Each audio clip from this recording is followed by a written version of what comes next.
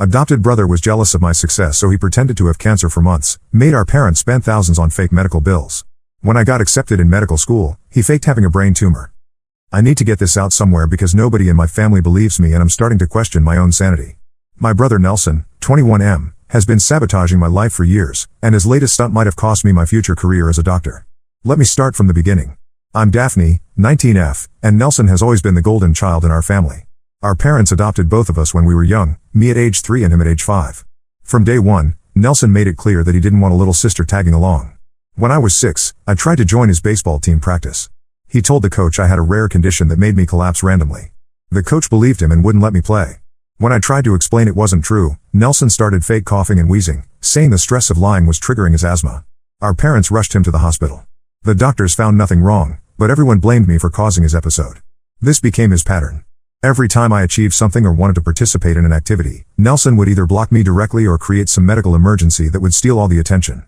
When I won the school spelling bee at age 10, he claimed he was having severe stomach pains during my victory speech. Our parents had to leave early to take him to urgent care. They missed my moment completely.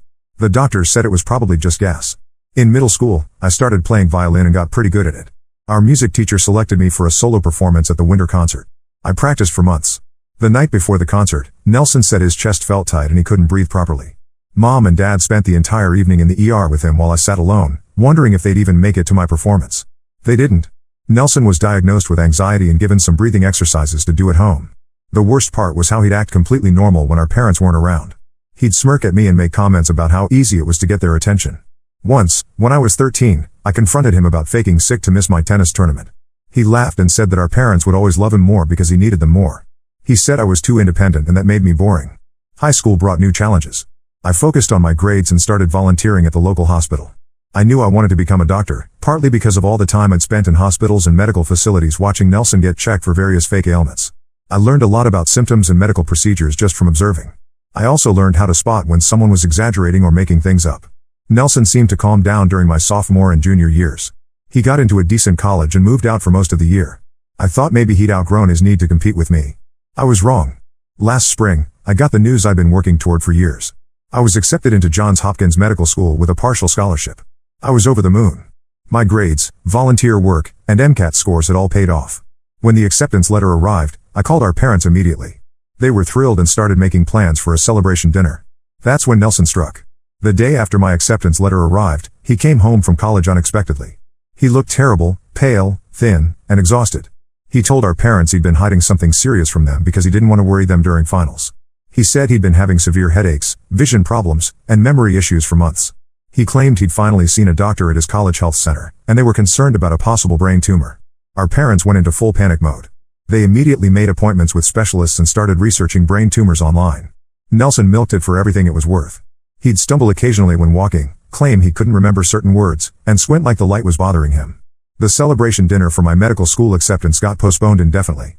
Instead, our house became a medical research center focused entirely on Nelson's supposed brain tumor. Our parents spent hours on the phone with doctors, insurance companies, and specialists. They barely acknowledged my achievement. Here's what made me suspicious from the start. Nelson had been posting photos on social media from college parties just weeks before his dramatic return home. In those photos, he looked perfectly healthy and happy. He was dancing, playing beer pong, and staying up late with friends. None of his posts mentioned headaches or vision problems. I also noticed that his symptoms seemed to get worse whenever our parents were around, but improved when they stepped out of the room. When Mom and Dad went to the grocery store one afternoon, I watched Nelson through a crack in his bedroom door. He was sitting up normally, scrolling through his phone without any apparent vision issues, and he didn't look like someone dealing with severe headaches. The medical appointments started piling up. First, Nelson saw our family doctor, who referred him to a neurologist. The neurologist ordered an MRI, which came back normal. Instead of being relieved, Nelson claimed the symptoms were getting worse. He said the headaches were now accompanied by nausea and dizziness. During this time, my own preparations for medical school got pushed to the background. I needed to complete several forms, arrange housing, and attend an orientation weekend. But every conversation with our parents got interrupted by updates about Nelson's condition or phone calls from doctors' offices. The neurologist referred Nelson to an oncologist for a second opinion. More tests were ordered.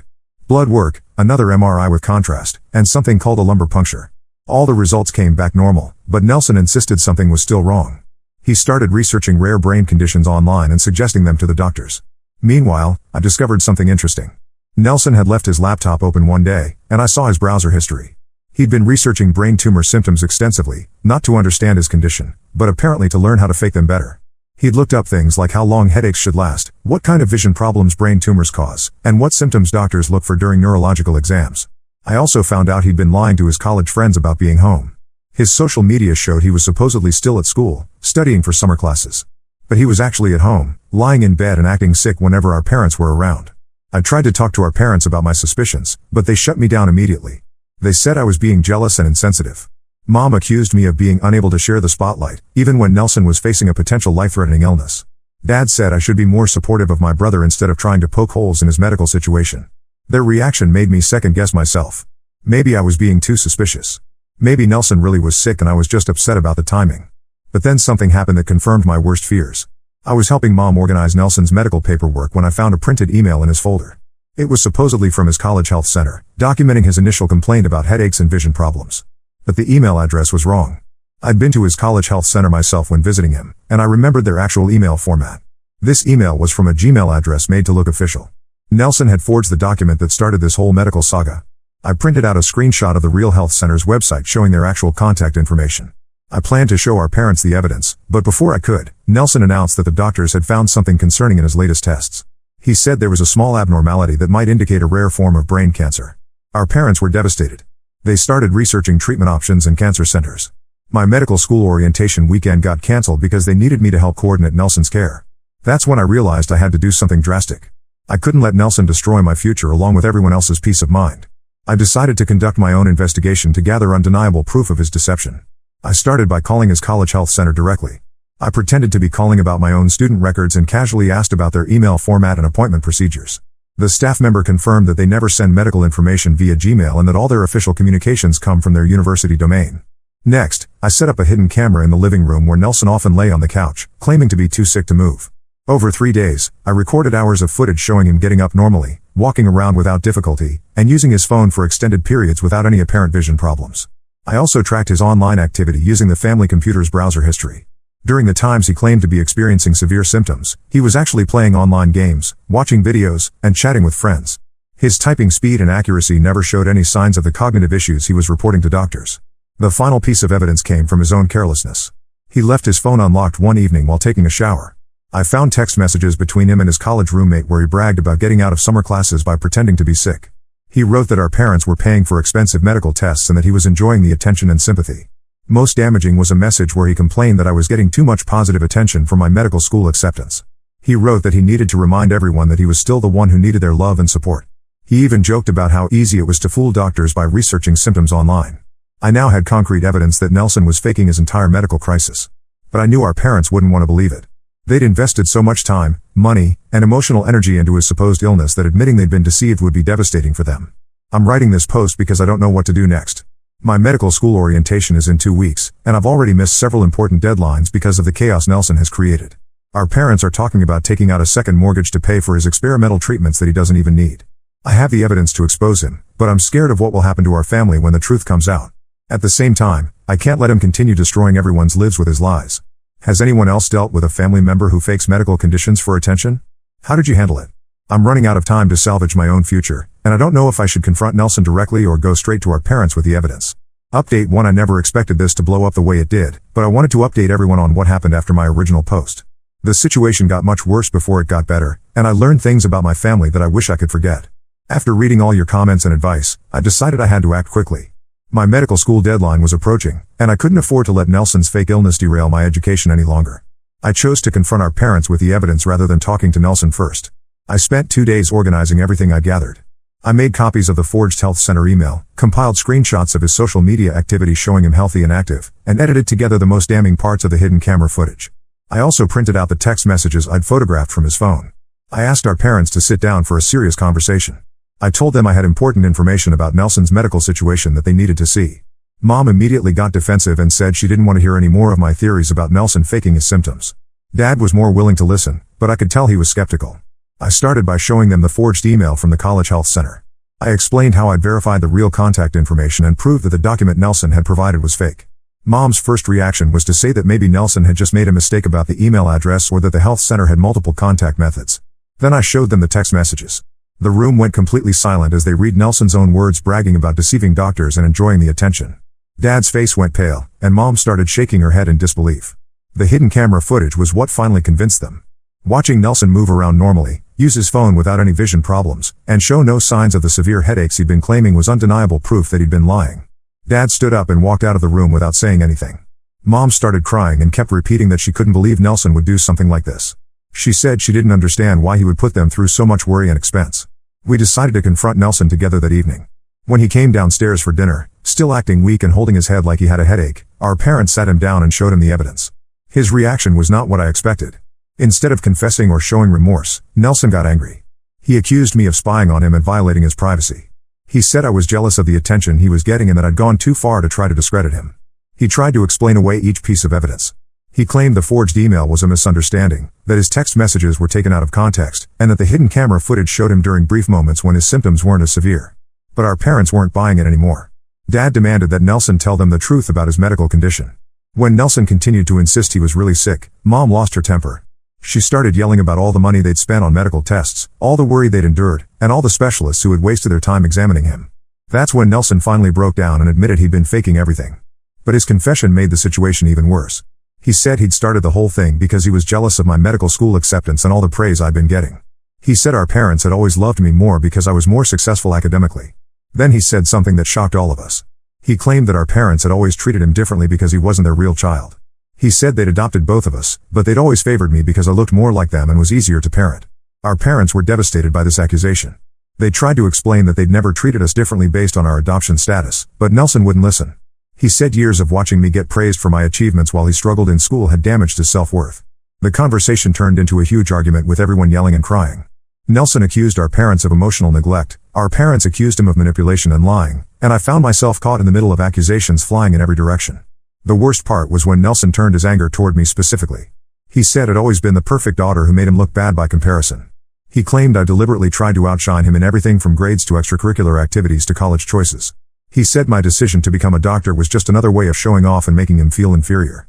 He accused me of only volunteering at hospitals to make myself look good, not because I actually cared about helping people. Some of his accusations stung because they contained tiny grains of truth. I had worked hard to excel academically, and I had chosen challenging activities and goals. But I'd never done any of it to make Nelson look bad. I'd done it for myself and because I genuinely wanted to help people through medicine. The confrontation ended with Nelson storming out of the house. He said he was going back to college and that he never wanted to see any of us again. Our parents were left sitting at the kitchen table, looking exhausted and heartbroken. Over the next few days, we tried to process what had happened. Our parents apologized to me for not believing me earlier and for letting Nelson's fake illness overshadow my medical school acceptance. They said they'd been so scared of losing him that they'd ignored the warning signs I tried to point out. But they were also struggling with Nelson's accusations about their parenting. They kept asking themselves if they'd really treated us differently or if they'd somehow failed him as adoptive parents. They wondered if his pattern of seeking attention through fake medical emergencies had been his way of asking for help with deeper emotional issues. Meanwhile, Nelson had returned to his college, but not to attend summer classes like he'd originally claimed. Instead, he'd moved in with some friends and was apparently spending his time partying and avoiding all contact with our family. I finally managed to attend a makeup orientation session at medical school, but the whole experience felt overshadowed by the family drama. My classmates were excited and optimistic about starting their medical education, while I was dealing with the fallout from my brother's deception. The financial impact on our family was significant. Our parents had spent thousands of dollars on medical tests, specialist appointments, and procedures that Nelson didn't need. Insurance had covered some of it, but they were still left with substantial bills for the deductible and co-pays. More troubling was the discovery that Nelson had been lying about other things too. Our parents found out he'd failed several of his college courses and was on academic probation.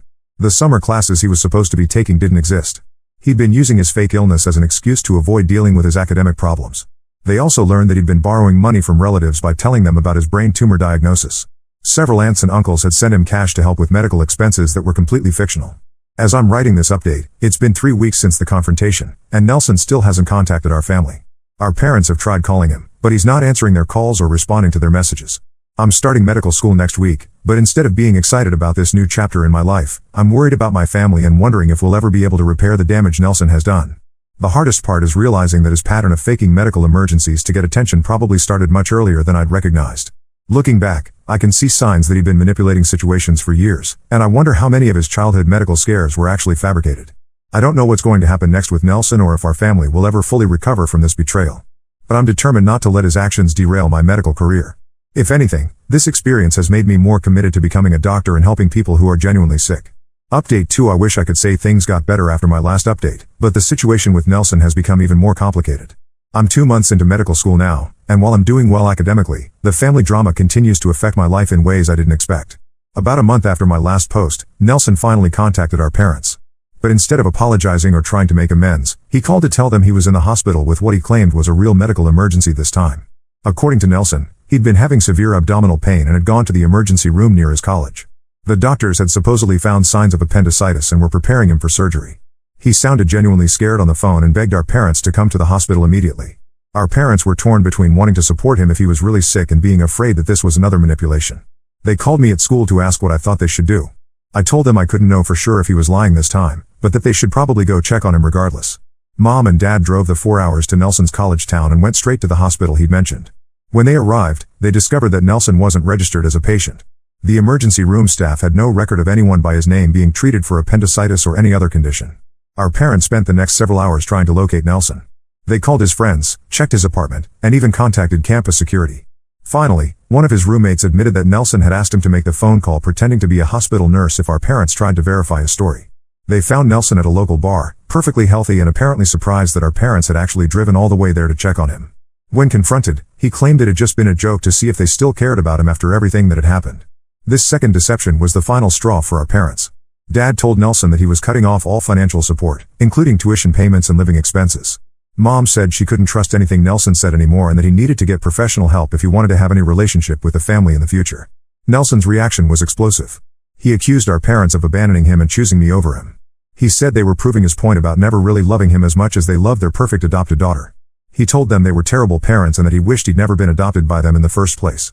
The confrontation ended with Nelson being asked to leave the bar by the management because he was causing a scene. Our parents drove home that night, and Mom cried for most of the trip. When they got back, they shared something with me that explained a lot about Nelson's behavior. They told me that his birth parents had abandoned him when he was 4 years old, leaving him at a relative's house and never returning. He'd spent almost a year in foster care before our parents adopted him. They said the social worker had warned them that Nelson might have attachment issues and a fear of abandonment, but they thought their love and stability would help him overcome those early traumas. They wondered if his pattern of creating medical emergencies was his way of testing whether they would abandon him too. This information made me see Nelson's behavior in a different light, but it didn't excuse the damage he'd caused. Understanding why someone acts destructively doesn't make the destruction any less real. Meanwhile, the financial consequences of Nelson's lies were becoming more apparent. Our parents had to take out a loan to cover the medical bills from his fake brain tumor saga. They'd also lost money on the non-refundable deposits they'd made for his summer classes that didn't exist. Even worse, some of the relatives Nelson had borrowed money from were now demanding repayment. When they learned that his brain tumor had been fake, they wanted their money back immediately. Our parents felt obligated to repay these debts, even though they hadn't known about Nelson's lies at the time. The stress was taking a toll on their health and relationship. Mom started having trouble sleeping and lost weight from worry. Dad became withdrawn and stopped participating in activities he usually enjoyed. They started having arguments about how they should handle the Nelson situation and whether they were somehow responsible for his behavior. During my fall break, I came home to find our house felt completely different. The atmosphere was tense and sad. Our parents moved through their daily routines like they were just going through the motions. They asked about my classes and tried to show interest in my medical studies, but I could tell they were distracted by worry about Nelson. I also discovered that Nelson had been contacting other family members with new versions of his story. He'd told our grandmother that our parents had kicked him out for being sick and that he was now homeless and struggling to survive. He'd convinced one of our cousins to let him stay at their apartment by claiming our parents had become abusive. Each new lie required damage control from our parents. They had to explain the real situation to relatives who had been misinformed by Nelson. Some family members believed our parents' version of events, but others remained skeptical or thought there had to be some truth to Nelson's claims. The worst part was that Nelson seemed to be getting worse rather than better. His lies were becoming more elaborate and desperate. He'd created fake social media accounts to leave positive reviews for fake fundraising pages he'd set up for his non-existent medical treatments. He'd also started targeting my reputation directly. He created posts on social media claiming that I had always been jealous of him and had manipulated our parents into turning against him. He said I was a fake person who only cared about my own success and had never really loved him as a brother. Some of his posts included details about my medical school experience that he could only have known if he'd been monitoring my social media or getting information from someone else in the family. This made me realize that his campaign against me was more calculated than I'd initially thought. I had to make my social media accounts private and warn my medical school classmates about the situation in case Nelson tried to contact them with lies about me. It was embarrassing to have to explain that my brother was spreading false information about me, but I didn't want his lies to affect my professional reputation. The situation reached a crisis point when Nelson called our parents one night claiming that he was suicidal and planning to hurt himself. He said he couldn't live with the pain of being rejected by his family and that he was going to end his life rather than continue suffering. Our parents were terrified and immediately called emergency services in Nelson's college town. Police and paramedics were dispatched to his apartment for a wellness check. They found Nelson at a party, apparently having a good time with friends. When questioned about his suicidal threats, he claimed it had been a misunderstanding. This incident convinced our parents that Nelson needed professional intervention, but they were no longer in a position to help him get it. They'd already spent so much money dealing with the consequences of his lies that they couldn't afford to pay for private treatment. They tried to get him connected with mental health services through his college, but Nelson refused to cooperate. He insisted that he didn't need help and that our family was the problem, not him. As I'm writing this update, Nelson has been out of contact with our family for 3 weeks. We don't know where he's living or how he's supporting himself. Our parents swing between worrying about his safety and being angry about his continued manipulation. I'm doing well in medical school, but the constant family drama is exhausting. I've had to learn to compartmentalize my emotions so that I can focus on my studies during the day and deal with family stress in the evenings. The experience has also affected my relationships with my classmates. It's hard to participate in normal social activities when I'm constantly worried about what Nelson might do next or how his actions might impact my family. I never imagined that my brother's fake illness would lead to this level of ongoing chaos. What started as jealousy over my medical school acceptance has turned into a pattern of increasingly dangerous and destructive behavior that shows no signs of stopping. Update 3. This will be my final update on the Nelson situation.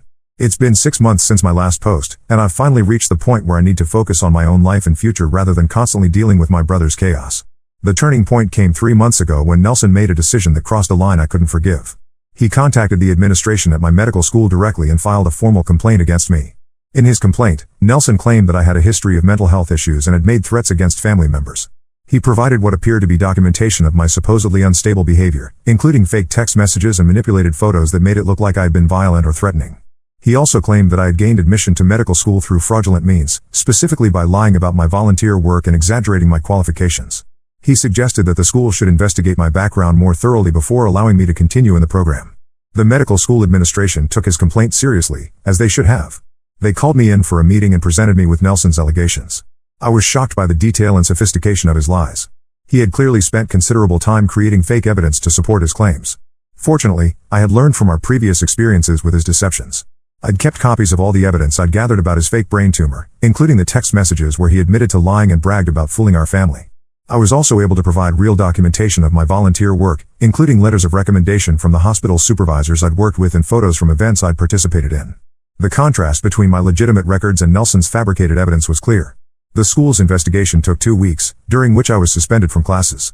Those were the most stressful 2 weeks of my life. I'd worked so hard to get into medical school, and the possibility that Nelson's lies might destroy my career was terrifying. In the end, the administration concluded that Nelson's complaint was fraudulent and that I had been targeted by someone with a personal vendetta against me. They apologized for the disruption and allowed me to return to classes without any penalties. But the experience changed something fundamental in how I viewed my relationship with Nelson. Up until that point, I'd still held on to some hope that he might eventually get help and that our family might find a way to heal. His attempt to destroy my medical career showed me that he was willing to go to any lengths to hurt me, even if it meant ruining my future. I made the decision to go completely no contact with Nelson. I blocked him on all social media platforms, changed my phone number, and asked our parents not to share any information about my life with him. I also informed my medical school's security office about the situation in case he tried to contact them again. Our parents supported my decision, though it was difficult for them. They'd also reached their limit with Nelson's behavior, especially after learning about his attempt to sabotage my medical education. They told him that he was no longer welcome in their home and that they wouldn't provide any financial or emotional support until he got professional help. Nelson's response was to escalate his attacks on the entire family. He started a blog where he posted detailed accounts of what he claimed was our family's dysfunction. He painted himself as the victim of adoptive parents who had emotionally abused him and a sister who had bullied him his entire life. The blog gained some followers, particularly people who had their own difficult relationships with family members. Nelson used their sympathy and support to fuel his narrative that he was the wrong party in our family's conflicts. He also began reaching out to our extended family members with increasingly wild stories about our parents and me. He told some relatives that our parents had physically abused him as a child. He told others that I had stolen money from him to pay for medical school. Most of our family members saw through his lies, especially after our parents shared the evidence of his previous deceptions. But some relatives were more susceptible to his manipulation, particularly those who didn't know our family well. The final straw came when Nelson contacted my medical school's local newspaper and tried to get them to run a story about his allegations against me. He presented himself as a whistleblower exposing corruption in medical school admissions. The journalist who contacted me was professional and thorough. She asked for my side of the story and seemed interested in the evidence I provided about Nelson's pattern of lying. But I realized that even having to defend myself against his accusations in a public forum was giving him more power to disrupt my life. I consulted with a lawyer about whether I had grounds for a restraining order or could take legal action against Nelson for harassment. The lawyer said that while Nelson's behavior was clearly harassing, proving damages in court would be difficult since most of his lies had been exposed before they caused significant harm. Instead of pursuing legal action, I decided to take a different approach. I wrote a detailed letter to Nelson explaining exactly how his behavior had affected our family and me personally. I didn't threaten him or try to make him feel guilty. I simply laid out the facts about the damage he'd caused and told him that I was removing myself from his life permanently. In the letter, I acknowledged that his childhood trauma might have contributed to his behavior, but I explained that understanding his motivations didn't make his actions acceptable. I told him that I hoped he would eventually get the help he needed, but that I couldn't continue to be a target for his destructive impulses. I sent the letter through a third party so that Nelson couldn't contact me directly to respond. I also made it clear that any attempts to communicate with me, my school, or my future colleagues would be considered harassment. Since sending that letter 4 months ago, Nelson has been mostly quiet. He still maintains his blog, but he stopped creating new content about our family. He hasn't tried to contact my medical school or interfere with my education. Our parents have occasional updates about his life through mutual acquaintances, but they don't share those details with me unless there's a safety concern. From what I understand, he's been moving frequently and hasn't maintained steady employment or relationships. As for me, I'm thriving in medical school. My grades are excellent, and I'm developing good relationships with my classmates and professors. I've been able to focus on my studies without the constant distraction of Nelson's drama. I've also learned valuable lessons about setting boundaries and protecting myself from manipulative people. The experience with Nelson has made me more aware of red flags in relationships and more confident in my ability to handle difficult situations. Our parents are doing better too, though they still carry some sadness about losing their relationship with Nelson. They've started attending a support group for parents of adult children with mental health issues. They say it's helpful to talk with other people who understand their situation. They've also become more intentional about building a positive relationship with me that isn't defined by Nelson's chaos. We have regular phone calls where we talk about my studies, their work, and normal family topics without any mention of Nelson or his problems. Looking back on this entire experience, I can see how Nelson's pattern of faking medical emergencies was just one part of a larger issue with manipulation and attention-seeking behavior. His jealousy over my medical school acceptance was the catalyst, but his problems ran much deeper than sibling rivalry. I don't know if Nelson will ever get the help he needs or if our family will ever be able to have a healthy relationship with him. But I've accepted that I can't control his choices or fix his problems. All I can do is protect myself and build the life I want. Medical school is challenging, but it's also incredibly rewarding. I'm learning how to help people who are genuinely sick and suffering, which feels like a meaningful way to honor the pain that Nelson's fake illnesses caused our family.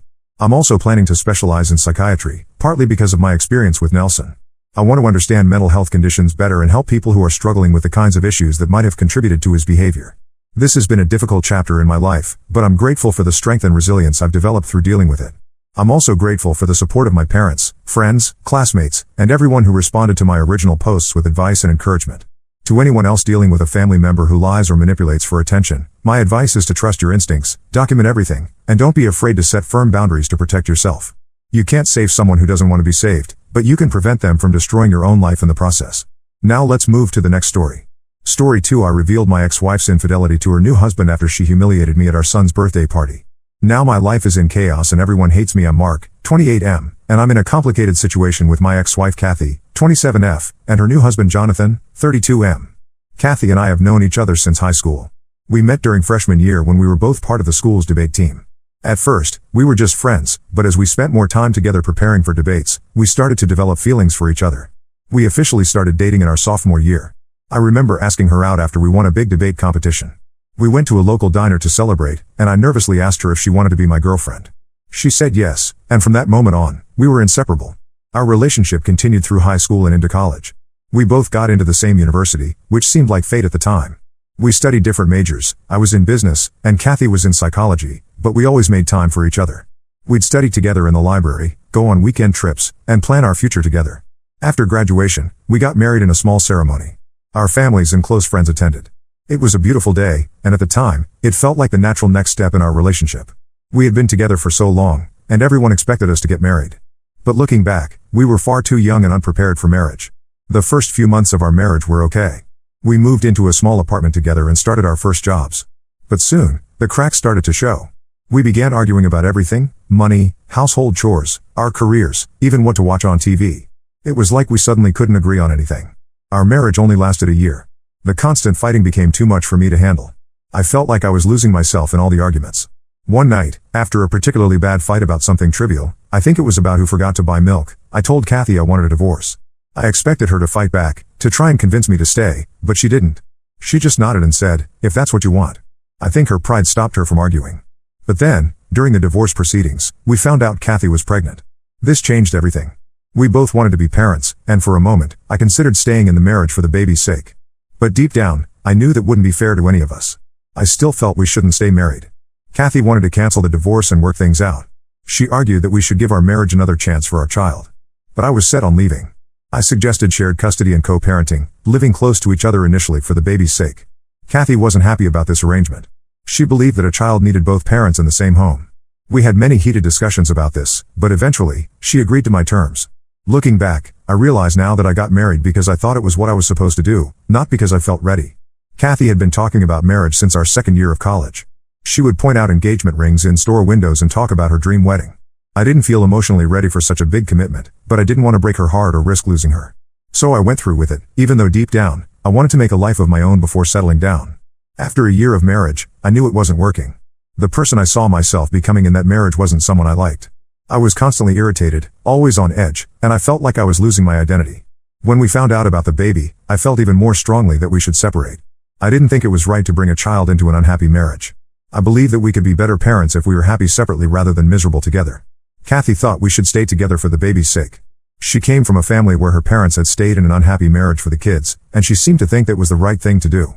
But I had seen how that affected her growing up, and I didn't want that for our child. It was hard, but I eventually convinced Kathy to agree to my terms. We got divorced but stayed in touch for our son.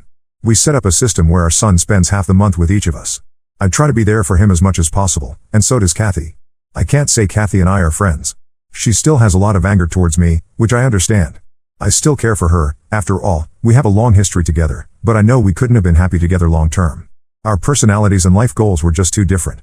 I was there for her during the pregnancy and birth, even staying with her for a few days after our son was born to help out. I wanted to show her that even though our marriage was over, I was committed to being a good father and co-parent. Despite this, Kathy told everyone that I had abandoned her when she needed me most. She painted me as the villain in our story, telling our friends and family that I had left her alone and pregnant. Most of my friends stopped speaking to me because of what she said. Some of them sent me angry messages, calling me selfish and irresponsible. I didn't confront her about these lies. I felt guilty about marrying her when I wasn't ready, about not being honest about my feelings from the start. I accepted the social backlash as my punishment for my mistakes. Strangely, Kathy was always nice to me in person when we met for handovers of our son. It felt like she might want to get back together, even though she was spreading lies about me to others. It was confusing and frustrating. Sometimes, she would hint at giving our relationship another try, but then I would hear from mutual friends about how she was bad-mouthing me to them. I decided to focus on my work and our son instead of trying to figure out Kathy's mixed signals. I threw myself into my career, working long hours to advance in my company. When I wasn't working, I devoted my time to my son, trying to be the best father I could be despite the complicated situation with his mother. About a year after our divorce, Kathy started dating again. I found out through social media posts and comments from mutual friends. It hurt to see her moving on, even though I knew our relationship was over. But I didn't say anything because I wanted her to be happy. She deserved to find someone who could give her what I couldn't. She made a big deal about her dates on social media, posting pictures and status updates about her newfound happiness. It felt like she was trying to provoke a reaction from me. When I didn't react, she told me directly that she was dating. I told her I was fine with it, which seemed to disappoint her. I think she was hoping I would be jealous or upset. Then, one rainy evening when Kathy came to pick up our son, I invited her to stay until the rain stopped. It was a gesture of politeness, nothing more. But as we waited, we got talking, reminiscing about old times. We remembered the good parts of our relationship, our first date, our college adventures, the day our son was born. One thing led to another, and we ended up sleeping together. The next morning, I woke up feeling confused and guilty. But Kathy was already gone, and she had taken our son with her. She left a message saying it was a mistake and she didn't want to get back together. I was hurt but tried to accept it as a one-time thing, a moment of weakness for both of us. After that incident, I started distancing myself from Kathy even more. I only talked to her about our son, keeping our conversations brief and to the point. She tried to get back on good terms several times, inviting me for coffee or suggesting we take our son out together, but I rejected her attempts. I felt like I needed clear boundaries to avoid any more complicated situations. Then Kathy started dating Jonathan. I knew him as the older brother of a mutual friend from school. He seemed like a good guy, successful, kind, and stable. I was happy for Kathy. It looked like she had found someone who could give her the kind of relationship she wanted. Our interactions decreased even more after that, which was fine with me as I was trying to move on with my own life. I focused on my career and on being a good father to our son. I even started going on a few dates myself, though nothing serious came of them. But a few weeks before Kathy's wedding to Jonathan, she showed up at my apartment late at night. I was surprised to see her there, especially so late. When I opened the door, she was crying. She said she missed me and had made a huge mistake. She confessed that everything she'd done over the past couple of years, the dating, the social media posts, even her relationship with Jonathan, was all to try to get me back. I was shocked by her confession. Part of me was angry that she had manipulated the situation for so long, but another part of me still cared for her. In a moment of weakness, we ended up sleeping together again. The next morning, Kathy was crying again, but for a different reason. She said she loved Jonathan and was just scared about getting married. She begged me to keep what happened between us a secret, saying that sleeping with me had made her realize she really did love Jonathan. I agreed not to tell anyone, feeling used and disappointed. Kathy and Jonathan got married, and I tried to move on. I dated a bit more seriously, even having a relationship that lasted a few months, but it didn't work out. I couldn't shake the feeling that I was still entangled in my past with Kathy. Recently, at our son's birthday party, things took a turn. Kathy invited me to the party, suggesting we have one celebration instead of separate ones like usual. I agreed, thinking it would be good for our son to see us getting along. I showed up after work, a bit late due to heavy traffic. As soon as I arrived, Kathy started making jokes at my expense. She commented on how I was late because I put work over everything else, a clear jab at our divorce. Then she started making fun of my receding hairline, something I've been self-conscious about. Jonathan joined in, suggesting I take time off work to actually live life because I'd made some pretty bad life choices. I was shocked by their behavior, especially in front of our son and the other guests at the party. When I asked them to elaborate, they listed reasons they thought I had screwed up my life, including my divorce from Kathy and prioritizing work. They seemed to take pleasure in pointing out what they saw as my failures. I was hurt and angry. I couldn't believe Kathy would say these things, given our history and the secret we shared. And I was disappointed in Jonathan for joining in, especially since I had always tried to be respectful of their relationship despite what had happened. Feeling cornered and upset, I did something I'm not proud of. I wrote a note on my son's birthday present. I still know your secret and I know you don't want anybody else to learn about it, so watch your words around me. Then I left the party, not even saying goodbye to my son. The next morning, Kathy called me crying. She apologized for what she'd said, explaining she was upset because I was late and our son had been asking for me. She begged me not to reveal her secret, saying it would ruin her marriage and hurt our son. But I've realized that I've been letting Kathy manipulate me for too long. Her behavior at the party, followed by her tearful apology, made me see how she's been playing with my emotions for years. I'm considering telling Jonathan the truth about what happened before their wedding. I don't want to live with his secret anymore, and I think Jonathan deserves to know the truth about his wife. So, Reddit, Wibta, if I told my ex-wife's husband the truth about her infidelity? Update 1. It's been 2 weeks since my son's birthday party, and a lot has happened. I've been thinking hard about what to do, replaying events in my mind and considering the potential consequences of my actions. After much deliberation, I made a decision. I told Jonathan the truth. I sent him a detailed message explaining everything that happened between Kathy and me before their wedding. I included the date it happened, the circumstances leading up to it, and Kathy's behavior afterwards. I also included proof of Kathy being at my place that night, a security camera screenshot from my apartment building showing her entering late at night and leaving early in the morning. After sending the message, I blocked both Jonathan and Kathy. I know it might seem cowardly, but I needed some space to process everything. I know I'll have to see Kathy eventually when I pick up our son, but for now, I don't want to deal with either of them. I also told everyone I know to keep Kathy out of our conversations. Some friends and family members have been trying to ask me about what's going on, but I've been deflecting their questions. I did what I had to do, and I'm not going to feel guilty about it. I shared my side of the story and spoke my truth. I'm done with that chapter of my life.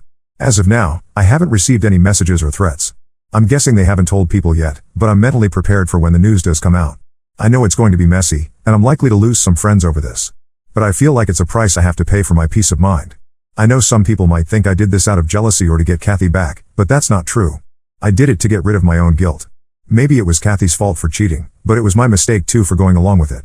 I want to be a good father, and to do that, I need to be a good person first. Living with this secret was eating away at me, affecting my relationships and my self-esteem.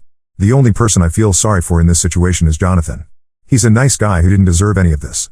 But at least now he knows the truth and can make his own decisions. I hope he finds the strength to do what's best for him, whatever that might be. I've been reflecting on my past choices too. I made a mistake marrying Kathy when I wasn't ready. We were both young and immature, and neither of us was prepared for marriage. Having a child together complicated things even more. I wonder how different our lives would have been if we had waited a few years before getting married, or if we had been honest with each other about our doubts. I've also been thinking about how I handled our divorce and co-parenting situation. While I stand by my decision to end our marriage, I wonder if I could have communicated better or been more supportive during the transition. Maybe if I had been more clear about my feelings and boundaries from the start, we could have avoided some of the drama that followed. This whole situation has made me realize that I need to work on myself. I want to be a better person, not just for my son, but for myself too. I'm considering taking some time off work to focus on personal growth and spending more time with my son. I've realized that I've been using work as an escape from my personal problems, and that's not healthy for me or for my relationship with my son. I'm also planning to be more honest in my relationships going forward. Keeping secrets and avoiding confrontation has only led to more problems. It's time for me to face things head on and communicate more openly. This includes being honest with my son, in an age-appropriate way, about what's going on between his mother and me. As for Kathy, I hope she takes this as a wake-up call too. We both made mistakes, and we both need to do better for the sake of our son. I'm not interested in rekindling our relationship, but I do hope we can eventually find a way to co-parent more effectively. Right now, that seems like a distant possibility, but I have to believe that we can get there for our son's sake. For now, I'm focusing on my son and myself. I've arranged for him to stay with me for the next few weeks while things settle down. I want to make sure he feels loved and secure during this turbulent time. We've been doing a lot of fun activities together, playing games, watching movies, going to the park. I'm trying to create a sense of normalcy for him amidst all this chaos. I know there will be fallout for my decision to tell Jonathan the truth.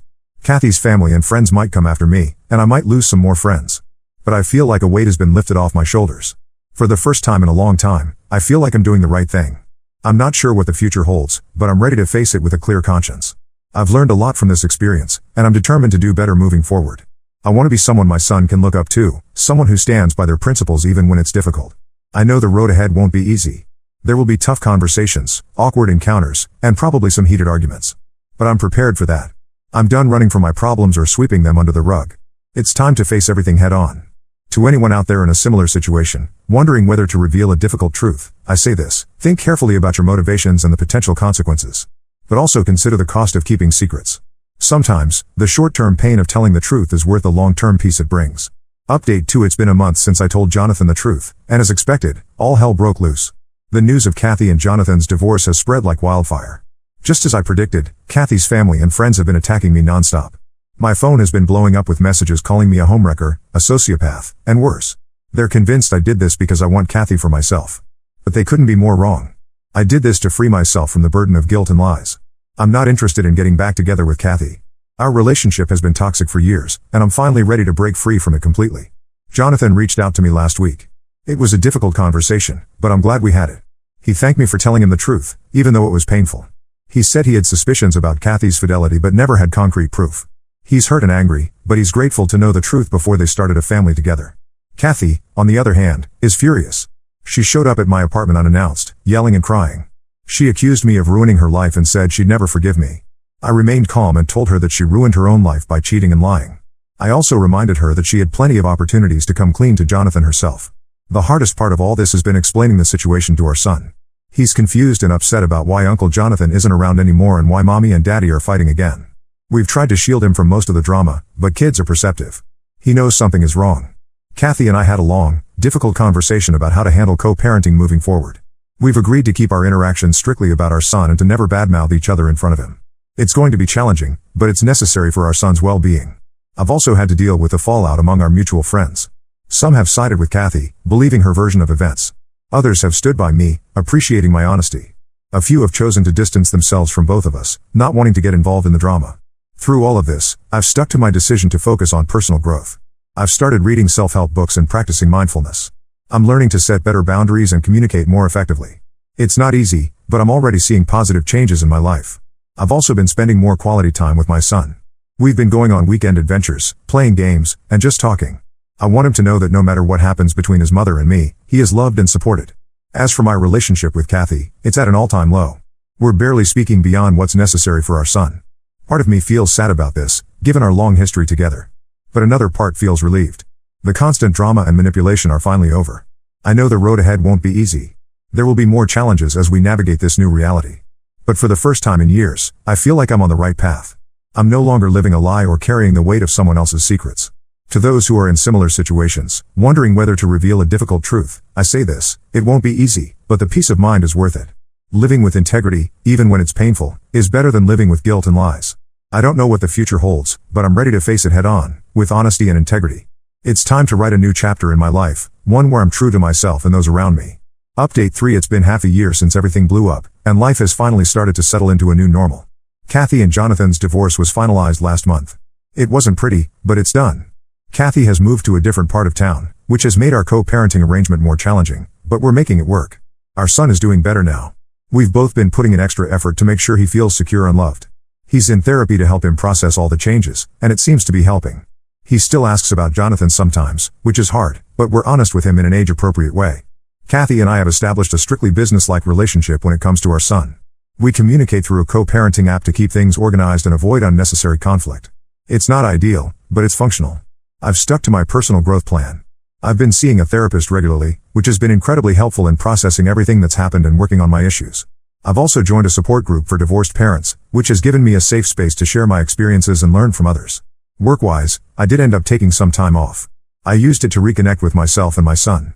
When I returned, I had a frank discussion with my boss about achieving a better work-life balance. Surprisingly, they were very understanding and supportive. As for my social life, things have improved. I've reconnected with some old friends who reached out after hearing about everything that happened. I've also made some new friends through my support group.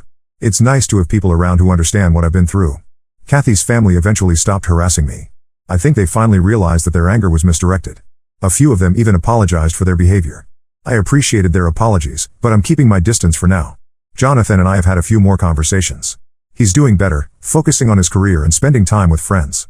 He thanked me again for telling him the truth, saying it allowed him to make informed decisions about his life.